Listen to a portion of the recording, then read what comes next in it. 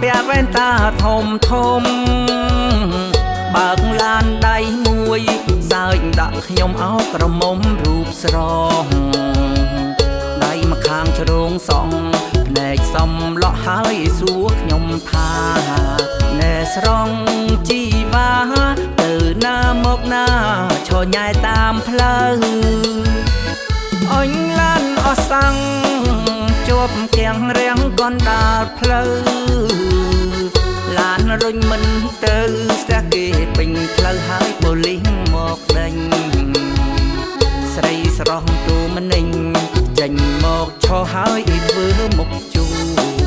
មុខដូចគុំនោះមិនគួរយកគេចោលកណ្ដាលផ្លូវខ្ញុំឃើញស្រីល្អផ្អៀងក៏ឈរធ្វើមុខក្រញើ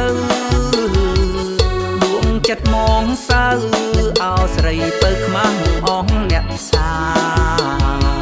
ខ្ញុំដើរចូលចិត្តញញឹមដាក់ហើយស្រែកឲ្យថាទេស្រងជីវ៉ាជីងសេលីកាអស់សាំងកណ្ដាលផ្លូវ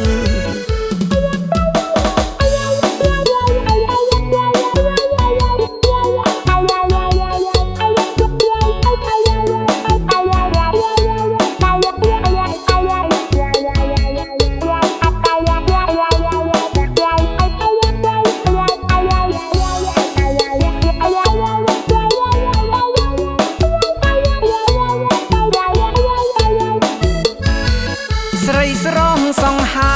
ជីសេលីកាពាក់វ៉ែនតាធំធំបើកឡានដៃមួយ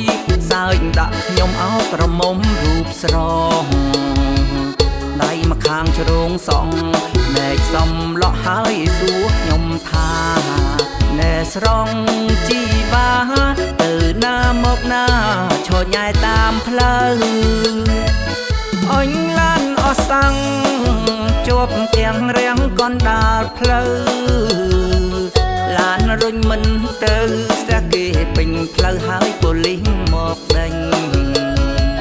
ស្រីស្រស់ទូម្នេញចេញមកឈរហើយធ្វើមុខជូរមុខដូចគុំនោះមិនគួរយកគេចោលកណ្ដាលផ្លូវខ្ញុំឃើញស្រីល្អផ្អៀងក៏ឈរធ្វើមុខក្រញើដួងចិត្តមងសៅអោស្រីទៅខ្មាំងអងអ្នកសា